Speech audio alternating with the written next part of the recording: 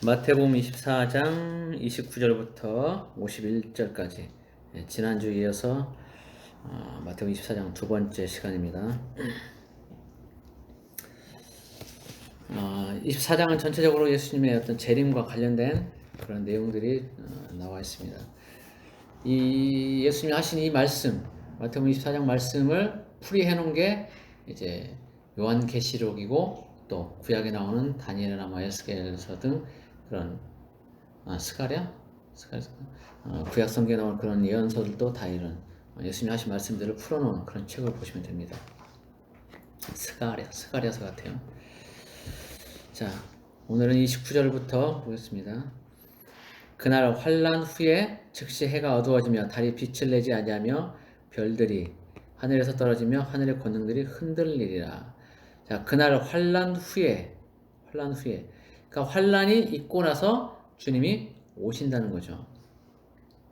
이제 이 여러 가지 이제 얘기가 있는데 환란 전에 하나님의 백성들 성도들은 다 휴거된다 이렇게 얘기하는 사람이 있고 또 환란을 다 통과해야 된다라고 말하는 사람들도 있어요. 근데 그 말이 이제 두 가지 다 맞습니다. 사실은 우리 앞에서 봤던 22절에 보면은 22절 그 날들을 감하지 아니하면 모든 육체가 구원을 얻지 못할 것이나 그러나 택하신 자들을 위하여 그 날들을 감하시라 그랬단 말이에요. 택하신 자들을 위하여 그 날을 감한다. 환란의 날을 감한다. 또는 그 인생의 날을 생명을 단축시켜 준다. 이제 이런 의미로 보는데 결국 이 구절을 통해서 보면은 성도들도 환란을 통과하게 된다. 단지 그 기간이 짧아진다라는 것을 볼 수 있고 또 29절에도 그날 환란 후에라고 나와 있는 걸 보면은 이제 환란을 통과한다는 말도 맞습니다. 그런데 지난번에 본 것처럼 누가복음 21장 36절에 보면 이런 환란에 대해서 쭉 말씀하시면서 이것을 피하도록 너희도 깨어서 기도하라 이런 말씀을 하고 계시거든요. 그러니까 환란을 피하는 사람도 있다는 얘기죠. 환란이 있긴 한데 그래서 종합해 보면 휴거가 있긴 한데 휴거가 총 두 번에 걸쳐서 있게 되리라는 거죠. 첫 번째 휴거는 이제 환란 전에 있을 휴거. 그때는 아주 소수의 사람만이 휴거가 되겠죠. 아주 소수의 사람. 정말 에녹 같은 그런 사람들, 엘리야 같은 그런 사람들이 이제 휴거가 되겠죠. 그리고 환란이 있게 되고 그 환란 과정에서 많은 사람들이 이제 순교를 당하게 되고 또 그것이 정점에 달할 때 휴거가 있게 될 겁니다.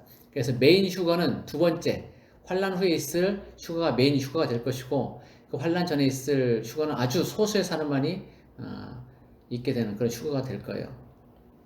그리고 이제 모든 성도들이 다 휴거가 되고 나면 그때 이제 본격적인 더 큰 일곱 대접의 재앙이 믿지 않은 자들에게 임하게 될 겁니다. 그래서 둘 다 맞다라고 보시면 돼요. 환란 전에도 휴거가 있고 환란 후에도 휴거가 있다는 거죠. 그것을 볼 수 있으면 좋은 건데 보지 못한 사람들은 이거다 저거다 그렇게 나눠서 얘기를 하게 될 거예요. 어쨌든 환란 후에 이제 주님이 오시는 그런 징조들이 보이는데 그게 해가 어두워지며 달이 빛을 내지 아니하며 별들이 하늘에서 떨어지며 하늘의 권능들이 흔들린다 그랬어요. 근데 여기 앞에 보면은 즉시라는 말이 있어요. 즉시. 환란 후에 즉시. 그러니까 어느 날 갑자기 이제 해가 어두워지고 이런 하늘의 권능들이 흔들리고 이런 것이 있게 된다는 겁니다.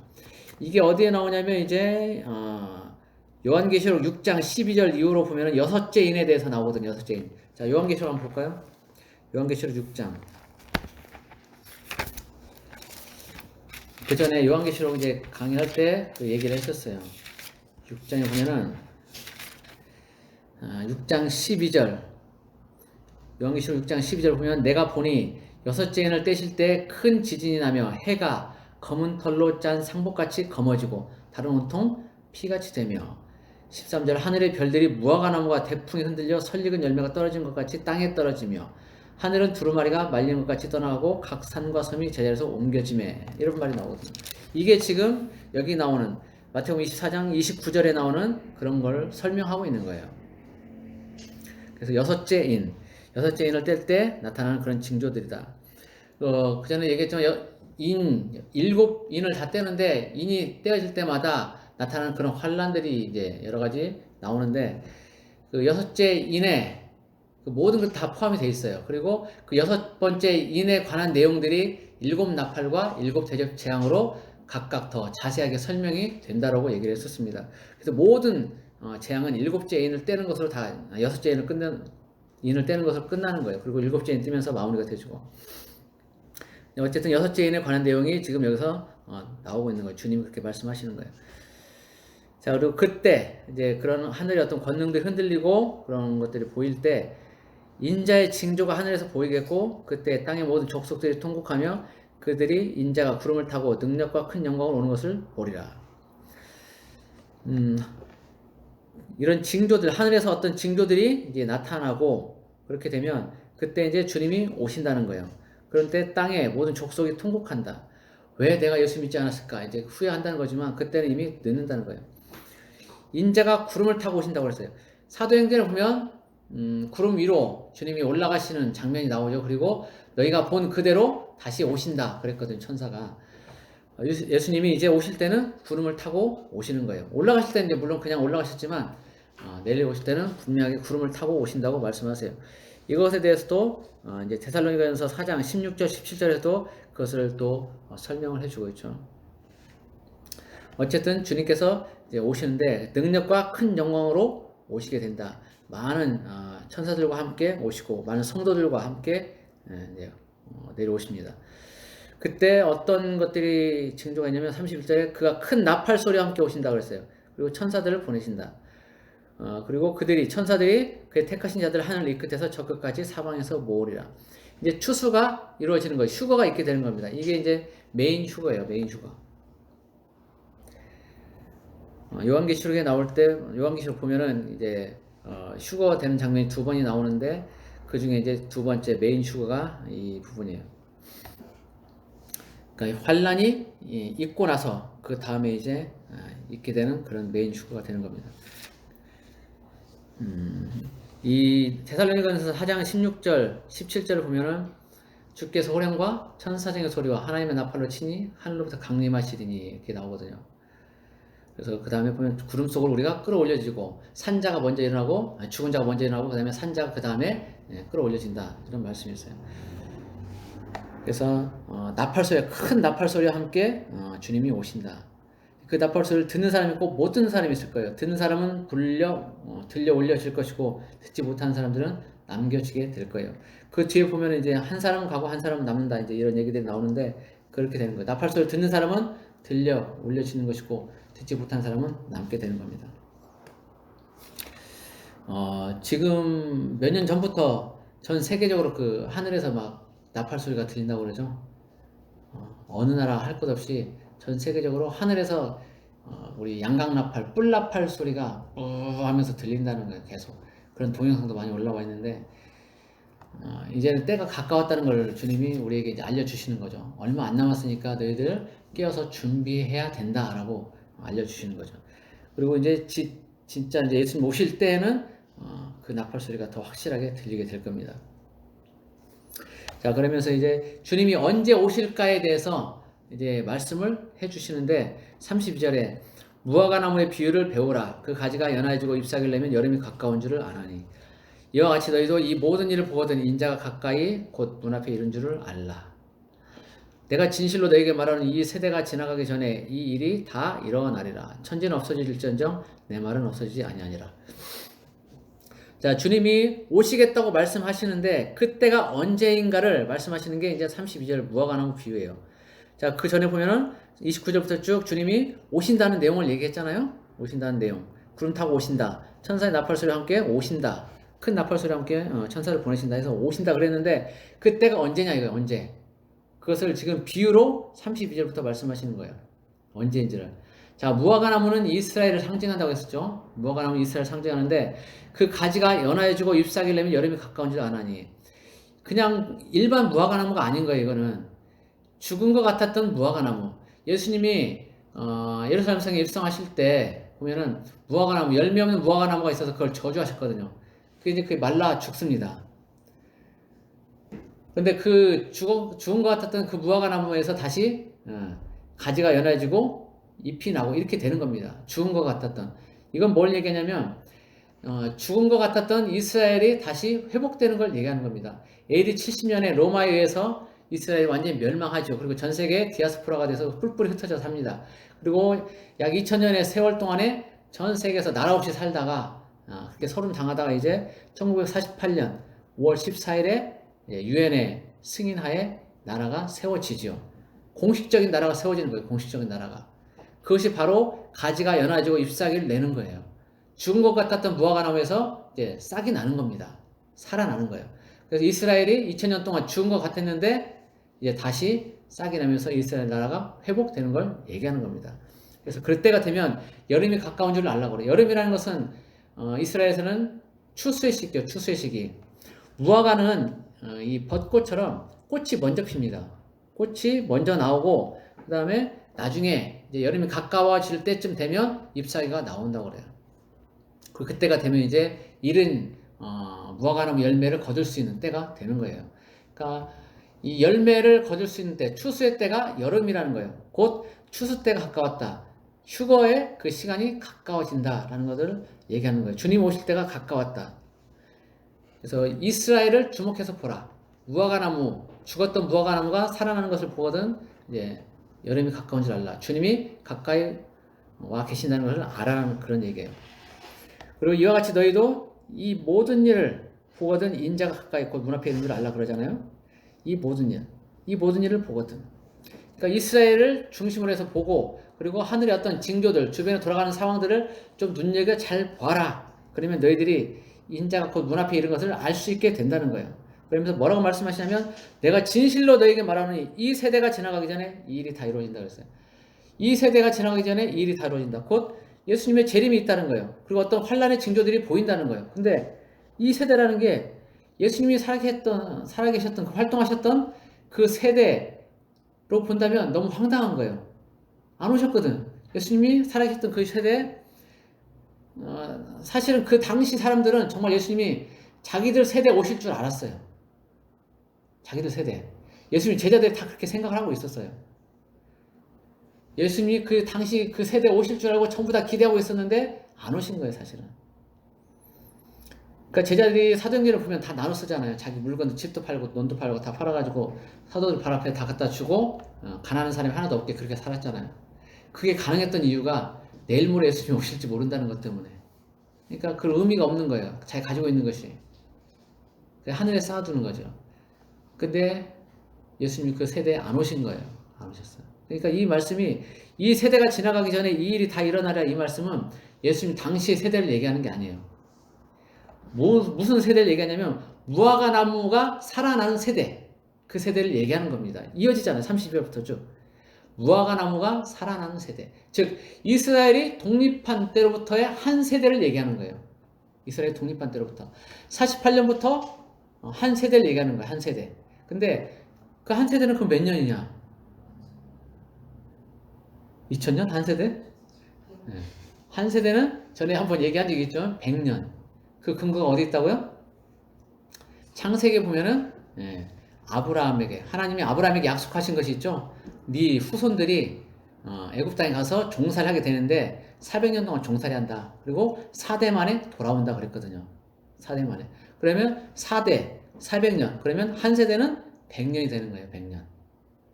실제적으로는 아브라함 그 후손들이 4대 만에 돌아오진 않아요. 더 많은 세대들이 있는데 주님이 거기를 축약해가지고 4대로 말씀하셨어요. 그러면서 한 세대가 100년이라는 것을 거기서 이제 알 수 있게 해주시는 거죠. 그러니까 이스라엘이 독립한 때로부터 한 세대, 즉 100년이 지나기 전에 예수님은 오시는 거예요. 그러면 이스라엘이 독립한 때는 1948년이에요. 실제는 1947년 11월 29일에 유엔의 승인이 났어요. 그러니까 그 날짜로 보면은 사실 그 날짜 1947년 11월 29일이 원래 날짜가 맞아요. 근데 우리는 보통 이제 1948년 5월 14일이 이스라엘의 독립날이기 때문에 그날을 기준으로 많이 삼죠. 어쨌든 48년으로 삼아도 한 세대 100년이 지나려면 2048년이에요. 2048년 즈음에 예수님이 오시는 겁니다. 실제적으로. 자, 그런데 그 날을 감하신다 그랬거든요. 그 날을 감하신다 그랬어 아까 22절에 택하신 자들 위해 그 날을 감하신다. 그러면 얼마만큼 감하시냐? 이게 문제가 되는 거죠. 제가 볼 때는 얼마만큼 감하시냐. 그리고 그 예수님 말씀하실 때 이스라엘의 온 동네를 다 다니지 못해서 인자가 온다 그랬었거든요. 자, 마태복음 10장을 보겠습니다. 마태복음 10장 22, 23. 마태복음 10장.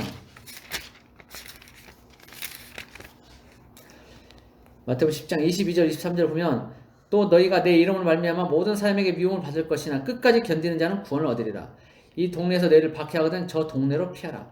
내가 진실로 너희에게 이르노니 이스라엘의 모든 동네를 다 다니지 못하여서 인자가 오리라. 그랬어요. 인자가 오리라.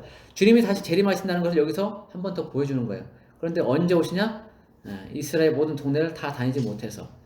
이게 무슨 말이냐면 제자들이 예수 믿는 이유로 핍박을 받아요. 그러면은 쫓겨다닌단 말이에요. 이제 과격분자 유대인들에 의해서 이제 쫓겨다녀요. 그들이 자꾸 이제 잡아 죽이려고 하니까 또 로마에 의해서. 그래서 제자들이 순환을 당하면서 다른 곳으로 계속 이제 이 동네 저 동네 피해 다니게 되는 거예요. 그런데 그 동네 다니면서 그냥 가만히 있냐? 그게 아니거든요. 그 동네 가서도 계속 예수님을 전하는 거예요. 사도행전을 보면 나오잖아요. 계속 가는 데마다 예수의 복음을 전합니다. 그러면 또 박해라면 또 다른 동네로 가고. 그런데 이스라엘의 모든 동네를 다 다니지 못해서 인자가 온다는 거예요. 이것은 지금 예수님의 복음이 이스라엘 땅에 들어갔고, 그리고 이스라엘의 온 땅에 예수님의 복음이 다 전해지지 않아도 예수님이 오신다는 거예요. 자, 예수님 시대 이후에는 제자들이 핍박을 받으면서 그렇게 복음을 전했잖아요. 복음이 거기서 시작돼서 나왔어요. 그리고 이제는 다시 이스라엘로 복음이 들어가고 있어요. 이스라엘은 예수님을 안 믿잖아요. 예수님을 안 믿어요. 이단으로 생각하기 때문에 예수님을 안 믿습니다. 그들에게는 오직 여호와 하나님, 아버지 하나님 한 분만이 그들에게는 하나님인 거예요. 그래서 예수님을 하나님으로 구세주로 인정하지 않아요. 그래서 복음을 받지 않습니다. 그런데 복음이 시작된 나라에서 이제 복음을 받지 않고 있는데 그 나라에 복음이 들어가게 돼요. 그러면 그 땅에, 온 땅에, 이스라엘 전체 땅에 그 복음이 다 들어가지 않더라도 예수님이 오신다는 거예요. 지금 이스라엘을 보면은 너무나 급격하게 지금 복음이 들어가고 있어요. 예전엔 교회를 세운다는 건 생각도 할 수 없었는데 지금은 당당히 교회가 세워지고 있단 말이죠. 그리고 많은 사람들이 이제 알리하면서 이스라엘로 계속 들어오고 있어요. 그리고 모든 상황들을 보면 이제 예수님 오실 때가 얼마 안 남았다는 걸 알 수 있어요. 얼마 안 남았어요. 그리고 그 감해지는 시간, 이스라엘 온 동네를 다 다녀서 복음이 전파되는데 다 복음이 전파되지 않아도 되는 시간, 그 시간이 이제 얼마냐, 이걸 이제 알아봐야 되는데 얼마나 감해질까, 100년에서 얼마나 감해질까를 이제 한번 생각을 해보는 거예요. 자, 근데 저는 성경에서 뭘 봤냐면 8이라는 숫자를 봤어요. 8. 노아와 그 가족들 전부 다 인류가 다 멸망할 때 거의 그 당시 인구가 60억, 70억 또는 그 이상 됐다, 100억까지 됐다고 이렇게 추정을 하는데 그 인구가 다 멸망하는데 겨우 노아의 가족 8명만이 구원을 받았어요. 8명. 그리고 그들로부터 새로운 인류가 시작이 됐단 말이죠. 아담부터 시작했던 인류가 이제 다시 노아의 가족 8명을 시작을 하게 되는 거예요. 새로운 시작이죠. 그리고 이스라엘 백성들이 태어나면 8일 만에 할례를 받습니다. 하나님의 백성으로 새롭게 시작을 하는 거예요. 그리고 아론과 그 아들들이 제사장직을 수행하는데 7일 동안 유임식을 갖습니다. 그리고 8일째 그들이 제사장직을 본격적으로 수행을 합니다. 8이라는 숫자, 새로운 시작이에요. 그리고 모세가 사역을 시작할 때 40세에 자기 힘으로 해보려도 안 돼가지고 40년을 더 연단을 받고 80세 모세가 시작을 했죠. 하나님의 일을 출애굽시키는 그 일들을 시작을 했습니다. 그래서 8이라는 숫자가 성경에 보면 새로운 시작으로 그렇게 다가오고 있어요. 제가 볼 때는 100년을 다 채우진 않고 80년을 채우는 시점, 그 어느 시점에 예수님이 오실 가능성이 많다고 생각을 해요. 이건 어디까지 제 생각이에요. 제 생각. 이걸 가지고 이제 시비를 거는 사람도 있을지 모르지만 아무튼 분명하게 제 생각이라고 얘기를 해줍니다. 그러나 지금 돌아가는 상황들을 보면 어쩌면 그 생각이 맞을 수도 있다는 생각이 들어요. 이것을 제가 처음 이 설교를 할 때가 한 4년 전쯤? 그때쯤 됐어요. 근데 그때는 이 설교를 2028년쯤에 예수님이 오실 거라고 얘기를 했었지만 어떤 징조는 보이지 않았어요. 근데 지금은 그 징조들이 너무나 확실히 보이고 있어서 이것이 실제적으로 이루어질 수도 있다는 생각을 해봐요. 2028년이 딱 그때라는 것이 아니라 그 전도 될 수 있고 그 후도 될 수 있어요. 그런데 어쨌든 그 즈음에 오실 가능성이 많다. 특히 이번 2019년도부터 시작된 코로나 사태를 보면은 심상치 않다. 정말 가까이 왔다는 걸 알 수가 있어요. 그리고 모든 전 세계적으로 2025년에 어떤 역사적인 기점을 잡고 있는 걸 보면은 그것도 무리는 아니다. 어떤 경제나 아니면 세계적인 어떤 지표들을 삼을 때 2025년을 기준으로 삼고 그것들을 이루어가는 걸 봐요. 그러면서 2028년쯤이면 오실 가능성이 충분히 있다는 생각을 해봅니다. 지금은 몇 년 안 남았기 때문에 부지런히 준비를 해야 될 시점인 거죠. 그래서 이 무화과나무 비유도 이 세대가 지나가기 전에 이 일이 다 이루어진다. 그리고 아까 얘기했던 마태복음 10장 22, 23절 이스라엘의 모든 동네를 다 다니지 못해서 인자가 오리라니 말씀들을 통해서 보면은 예수님은 불과 얼마 안 남은 상태에서 오신다. 2028년 아무리 늦어도 2048년 그 안에는 오신다. 근데 2048년까지는 분명히 안 갈 것 같아요. 너무나 지금 상황이 급박하게 변해요. 코로나 사태를 보면은 예전에 이렇게까지 모든 세계가 당황하면서 뭔가를 막 하나로 밀어붙이는 걸 본 적이 없어요. 근데 지금은 전 세계가 마치 뭔가에 이렇게 이끌림 받아서 지시를 받아서 움직이는 것처럼 일사불란하게 움직이고 있어요. 전 세계가. 아주 그것도 급격하게. 모든 상황들이 예전 같으면 몇 년에 걸쳐서 또는 몇십 년에 걸쳐서 이루어져야 될 일들이 그냥 어느 날 갑자기 이루어져 버려요. 이 코로나 전염병이라는 이름으로. 법안들도 그렇고. 예전 같으면 안 될 법안들도 코로나 사태로 해가지고 그걸 이유로 삼아서 이렇게 코로나 법안을 밀어붙이면 바로 그냥 통과돼 버립니다. 지금 그렇게 통과된 법안들이 많이 있어요. 너무나 급격하게 변하고 있다. 지금은 이제 준비해야 될 때라는 것을 우리가 생각해 볼 수가 있어요. 그럼 천지는 없어질지언정 내 말은 없어지지 않는다. 곧 오신다고 말씀하셨고 그때가 언제인지 알려주셨기 때문에 반드시 그 일이 이루어진다는 거예요. 우리는 이제 그때를 지켜봐야 될 뿐이죠. 36절 그러나 그날과 그때는 아무도 모르나니 하늘의 천사들도 아들도 모르고 오직 아버지만 아시느니라. 자, 그날과 그때는 아무도 모른다고 그랬어요. 그날과 그때. 이건 구체적인 시점을 얘기하는 구체적인 시점. 그날 그때 어느 한 날 어느 시점 몇 시 몇 분 이건데 이건 사람이 알 수 없다는 거예요. 하나님의 권한에 있다는 거죠. 하나님의 권한에. 근데 그럼 그 해와 그 달은 언급이 없어요. 그 해, 그 달에 대해서는.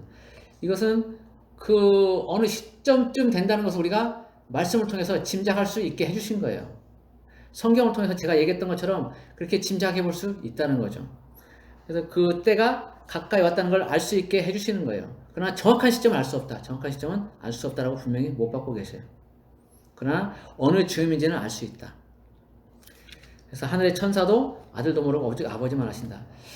이 부분을 가지고 상당히 이제 논란이 있죠. 논란. 왜 아들이 모를까? 삼위일체 하나님은 모든 것을 다 아시는데 왜 아들을 모른다고 말씀하실까? 왜 아버지만 아신다고 그럴까?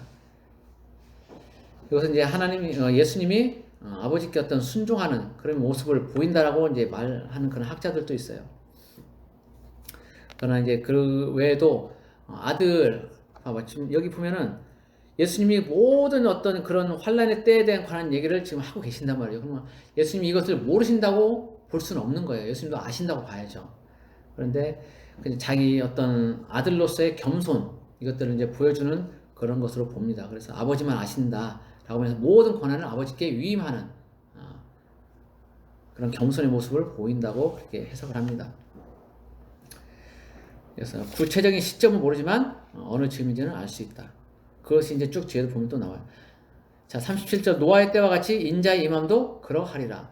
노아의 때 분명히 노아에게 하나님 말씀하셨거든요. 어느 시점 될 거라고. 그리고 홍수 전에 노아가 방주에 들어가던 날까지 사람들이 먹고 마시고 장가들고 시집가고 있으면서 홍수가 나서 그들 다 멸하기까지 깨닫지 못하였으니 인자의 임함도 이와 같으리라. 준비하지 않은 사람들에게는 이와 같이 멸망의 때로 임하는 거예요. 그러나 준비된 노아와 그 가족들에게는 멸망의 때가 아닌 거죠. 예, 우리는 알 수 있어요. 알 수 있고 그때를 준비할 수 있습니다. 제가 누누이 이제 얘기하면서 그때를 준비시키는 것도 다 이런 이유가 있어요. 그러나 준비되지 않은 사람들, 깨닫지 못하는 사람들은 아무리 얘기를 해줘도 알지 못하고 결국은 멸망의 길로 가게 되는 거예요. 그래서 40절에 보면 그때 두 사람이 밭에 있으면 한 사람은 데려가고 한 사람은 버려둠을 당할 것이요. 시대의 흐름을 알고 성경을 알고 깨닫고 준비된 사람들은 데려감을 당하는 것이고 그렇지 않은 사람은 버려둠을 당하는 거예요. 교회 다녀도 마찬가지예요. 교회 다녀도 미혹돼서 올바른 하나님의 말씀을 깨닫지 못하면은 남게 되는 거예요. 두 여자가 맷돌질을 하고 있으면 한 사람은 데려가고 한 사람은 버려둠을 당한다. 그러므로 깨어있으라. 어느 날에 너희 주가 임하는지 너희가 알지 못함이니라. 너희도 아는 바니 만일 집주인이 도둑이 어느 시각에 올 줄 알았다면 깨어있어 그 집을 뚫지 못하게 하였으리라. 자, 이 말씀에는 두 가지가 있어요. 42절에는 그러므로 깨어있으라. 어느 날에 너희 주가 임하는지 너희가 알지 못함이니라. 이 말은 알지 못하는 사람들, 깨닫지 못하는 사람, 깨어있지 않는 사람들 향한 말씀이에요. 깨어있지 않은 사람들, 사모하지 않는 사람들, 그리고 미혹에 빠진 사람들, 이런 사람들에게 하시는 말씀이에요. 어느 날에 너희 주가 임하는지 알지 못하니까 좀 잘 정신 차리고 봐라, 이 말씀을 하시는 거예요. 그리고 43절은 이제 깨어있는 사람들에게 하시는 말씀이에요. 도둑이 오는 시점, 도둑이 어느 시각에 올 줄 알았다면 깨어있어 그 집을 뚫지 못하게 하시리라. 그러니까 너희가 이렇게 되라는 거예요. 너희가 시대 그 표적들을 보고 내가 한 얘기들을 듣고 너희들이 깨달아 알아서 준비하고 있어라, 그런 얘기예요. 42절 말씀은 깨어있지 않은 사람들을 위해서 하는 말씀, 믿지 않는 자들을 위해서 하시는 말씀이고 43절은 깨어있는 사람들을 향해서 하시는 말씀인 거예요. 이것이 데살로니가전서 5장 2절과 4절에 나타나요. 데살로니가전서 5장 2절에는 그때와 그 시를 알지 못한다라고 얘기하고 있고 5장 4절에는 믿는 자에게는 도둑같이 임하지 못한다라고 말하고 있어요. 그러니까 5장 2절에 데살로니가전서 5장 2절은 도둑같이 임한다 그랬고 5장 4절에는 도둑같이 임하지 못한다 그랬어요. 그래서 데살로니가전서 5장 2절은 믿지 않는 자들에게 하시는 말씀이고 5장 4절은 믿는 자에게 하시는 말씀인 거죠. 깨어있는 자는 알 수 있다는 거예요. 깨어있는 자는 알 수 있다. 그러니까 준비하라는 거예요. 도둑이 언제 옵니까? 도둑이 언제 와요? 한밤중에 오잖아요. 한밤중. 그때는 12시 넘어서 보통 1시 이쯤부터 해가지고 동트기 전까지 4시나 5시 이 정도쯤. 지금 이제 새벽 기도를 보통 5시쯤 하니까 사람들이 그 전에 움직이죠. 그러니까 한 4시 반쯤 지금으로 보면. 그래서 1시에서 5시. 그 시간만 잘 지키면 되는 거예요. 그 시간만. 도둑이 언제 오는지 알 수 있거든. 예수님이 언제 오시는지 시대의 표적을 보고 우리는 분명히 알 수가 있어요. 말씀을 통해서 알 수 있어요. 그렇기 때문에 43절은 깨어있는 사람들에게 말씀하시는 거예요. 그래서 44절 보면 이러므로 너희도 준비하고 있으라. 생각지 않은 때에 인자가 오리라. 깨어있으라는 거예요. 깨어있으라. 주님의 재림을 준비하라.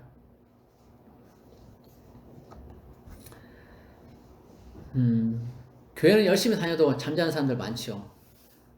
주님이 언제 오실지 기대도 하지 않고 천국과 지옥에 대해서 얘기하면 무슨 얘기하는지 뻥해야 하는 사람들도 있고 교회 다니면서 천국 지옥 얘기를 하면 처음 듣는다는 그런 사람들도 있고 그러니까 많은 교회에서 지금 얼마나 나태하게 안일하게 지금 준비하고 있는지 알 수 있어요. 우리 평화동 쪽에도 주변 교회들 보면 그런 교회들 수두룩해요. 천국과 지옥에 대해서 얘기를 안 해주고 주님의 오시는 그 재림의 때에 대해서도 얘기를 안 해줘요. 준비를 안 시키고 있는 거예요. 천국 지옥 얘기하면 처음 들어봤다는 얘기죠. 그렇게 말하는 사람들도 있어요. 많은 교회에서 그렇게 지금 가르치고 있는 거예요. 주님의 때를 준비시키지 않고 그냥 평안하다, 안전하다 이렇게 말하고 있는 거예요. 싹군 목자들인 거예요. 전부 다. 지금 다른 거 다 팽개치고라도 주님의 오심을 준비하라고 말해줘야 될 때예요. 천국과 지옥이 있다. 그러니까 준비해라. 말해줘야 되는 때라고요. 지금. 깨어있지 못하는 사람은 알 수 없어요. 느끼지 못해. 마치 그 문둥병 걸려가지고 몸의 모든 감각이 사라져서 아무것도 느낄 수 없는 그런 사람과 같은 거예요. 감각이 없는데 어떻게 알겠어요? 깨어있지 못하는 거예요. 잠자는 거야. 근데 깨어있는 사람들은 살아있기 때문에 알 수 있어요. 주님의 오심을 피부로 느끼는 거예요. 지금 느끼잖아요. 지금 코로나 사태를 통해서 주님 오신 때가 얼마 안 남았다는 걸 못 느끼는 사람들은 잠자고 있는 사람들이에요. 문둥병 걸려서 감각이 무뎌진 사람들이라고. 영적으로. 준비해야 돼요. 준비해야 돼. 생각지 않은 때 오신다고 그랬어요. 그러면서 45절을 보면 성실하게 임해야 되는 그런 얘기를 하고 계신데 충성되고 지혜 있는 종이 되어 주인에게 그 집 사람들을 맡아 때를 따라 양식을 나눠줄 자가 누구냐. 주인이 올 때 그 종이 이렇게 하는 것을 보면 그 종이 복이 있으리로다. 내가 진실로 그에게 이르노니 주인이 그의 모든 소유를 그에게 맡기리라. 만일 그 악한 종이 마음에 생각하기를 주인이 더디 오리라 하여 동료들을 때리며 술 친구들과 더불어 먹고 마시게 되면 생각하지 않는 날 알지 못한 시각에 그 종의 주인이 이르러 어미 때리고 외식하는 자가 받는 벌에 처하리니 거기서 슬피 울며 이를 갈리라.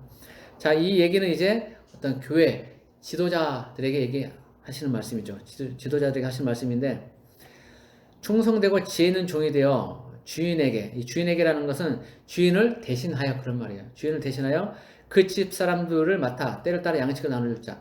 그러니까 성도들을 잘 양육하고 주님의 오시는 때에 잘 준비시키는 그런 일들, 그런 일을 할 사람이 누구냐라는 거예요. 그런 일을 성실하게 잘 하는 사람, 그 사람에게는 주님이 복을 주시겠다는 거예요. 46절에 주인이 올 때 그 종이 이렇게 하는 것을 보면 그 종이 복이 있으리로다. 늘 껴서 준비하고 성도들도 그렇게 준비시키는 그 종, 그 교회 지도자, 그 목회자, 하나님이 그 사람을 축복하신다는 거예요. 그 지도자라는 것은 반드시 목회자를 얘기하는 것은 아니고 중간중간에 있는 어떤 각 구역의 지도자들도 얘기하는 것도 될 수 있고 또 각 기관들의 대표가 될 수도 있어요. 그래서 잘 준비시키는 그런 지도자들을 얘기하는 겁니다. 그래서 성실하게 주님의 오심을 준비시키는, 말씀으로 무장시키는 그런 사람들은 복이 있다라는 거예요. 그런데 그 주님의 오심을 준비시키지 않고 주님 오실 때가 가까운데도 그냥 평안하다 안전하다 하면서 그렇게 지내게 만드는 그런 지도자들은 하나님이 그에 맞게 심판하시겠다는 얘기예요. 51절에 보면 어미 때리고 외식하는 자가 받는 벌에 처하리니 거기서 슬피 울며 이를 가리라. 이 말은 이제 성 밖으로 쫓겨나는 것을 얘기하는 겁니다. 성 밖에 쫓겨나서 이제 있는데 그 전에도 얘기했지만 성 밖이 지옥은 아니라고 했었습니다. 새 예루살렘 성 안과 성 밖이 있는데 성 밖이 지옥은 아니라는 거예요. 지옥은 아니에요. 근데 거기서도 지옥은 아니지만 어떤 말씀에 순종하지 못해서 또 제대로 잘 양육하지 못하는 그런 어떤 지도자들, 이런 사람들이 거기서 고통을 당하는 일들이 있게 된다는 거죠. 그래서 엄히 때리고 외식하는 자가 받는 벌에 처하리니. 그러니까 이거는 그 주인이 있을 때는 잘하는 척하면서 주인이 없을 때는 그냥 놀고 먹는, 그냥 대충 우리 흔히 하는 말로 개판치는 이런 사람들을 얘기하는 거예요. 있을 때는 잘하는 것처럼 보이면 외식하는 그런 사람들이 받는 벌에 처해진다. 그러니까 벌이 있다는 거예요. 벌. 지옥의 형벌 말고 천국 새 예루살렘 성에 들어가지 못하는 자가 받는 벌이 있다. 믿기는 믿는데 제대로 잘 성실하게 믿지 못해서 낙오되는 사람이 있다. 그런 사람들이 받는 벌이 있다는 거예요. 성 밖에서. 그래서 매를 맞게 되고 이제 그런 일들이 있게 되죠. 그래서 거기서 슬피 울며 이를 갈게 된다. 왜 내가 진작 좀 성실하게 못했을까? 왜 성도들 준비시키지 못하고 나도 준비하지 못했을까? 이런 이제 후회를 하면서 이를 갈게 되는 그런 일이 있게 된다는 겁니다. 많은 사람들은 성박하면은 이 말씀 51절 말씀도 마치 지옥의 형벌처럼 그렇게 얘기를 하지만 아닌 거예요. 성경을 똑바로 보면은 그게 아니라는 걸 알 수 있어요. 그래서 이거는 성박에 관한 얘기지 지옥에 관한 얘기는 아니다. 그리고 성박이라는 개념이 지옥이 아니다는 개념을 확실하게 되면 이것을 쉽게 이해할 수 있는 거죠. 자, 예루살렘 성, 천국성이 있는데 그 밖이 바로 지옥이라면 좀 그렇잖아요. 그 성경에도 보면 예수님 말씀하실 때 큰 구렁이 있다고 그랬어요. 분명히 넓은 공간이 있다고 그랬죠. 사람들이 오갈 수 없는 그런 넓은 공간이 있다고 그랬어요. 그러니까 성 바로 바깥은 지옥이 될 수가 없는 거예요. 여러 말씀을 통해서 볼 때도. 자, 이렇게 해서 이제 마태복음 24장이 마무리가 됩니다. 주님이 오실 때 어떤 징조들이 있을 것인지 쭉 이제 말씀하시는데 가장 큰 지표는 이스라엘이다.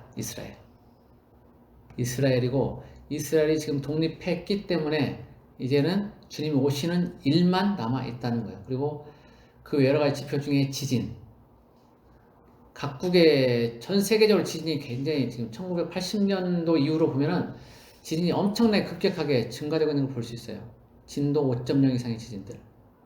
지금은 이제 5.0이 아니라 7.0 이상의 지진들이 많이 일어나고 있어요. 7.0이면 건물이 흔들리는 건 기본이고 다 무너져 버려요. 그런데 그런 지진들이 세계 도처에 지금 일어나고 있어요. 뉴스에 안 나올 뿐이지.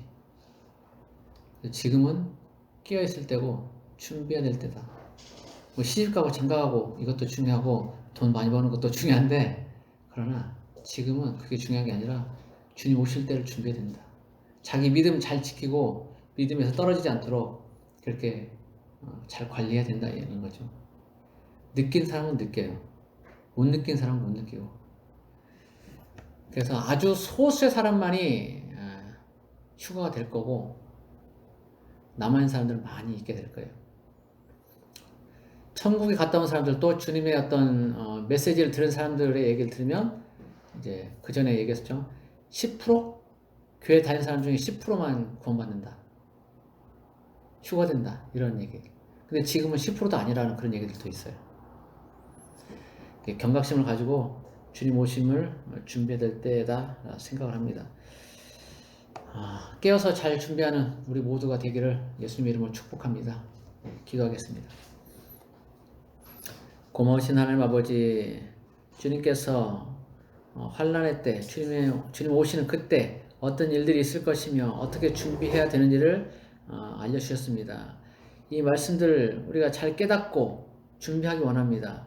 평안하다, 안전하다 할 그때 오신다 하였는데, 주님, 우리가 깨닫지 못하면 우리의 영은 죽어있고 우리는 결국은 주님 오심을 준비하지 못해서 책망받고 또 지옥에 갈 수도 있는 줄 압니다. 하나님, 이런 일들이 우리에게 있지 않도록 늘 깨어 준비하게 도와주십시오. 주님 오심을 시대 표적을 통해서 또 말씀을 통해서 분별해 보고 주님 오시는 때를 잘 준비하는 우리 모두가 되길 원합니다. 주님, 지혜와 명철을 주십시오. 깨닫는 지혜를 주십시오. 그래서 멸망하는 그런 일들이 하나도 일어나지 않도록 주님 도와주십시오. 우리 모든 성도들 깨어서 준비하도록 주님 도와주십시오. 오늘 또 함께 하신 주님을 찬양합니다. 예수 그리스도 이름으로 기도드립니다. 아멘.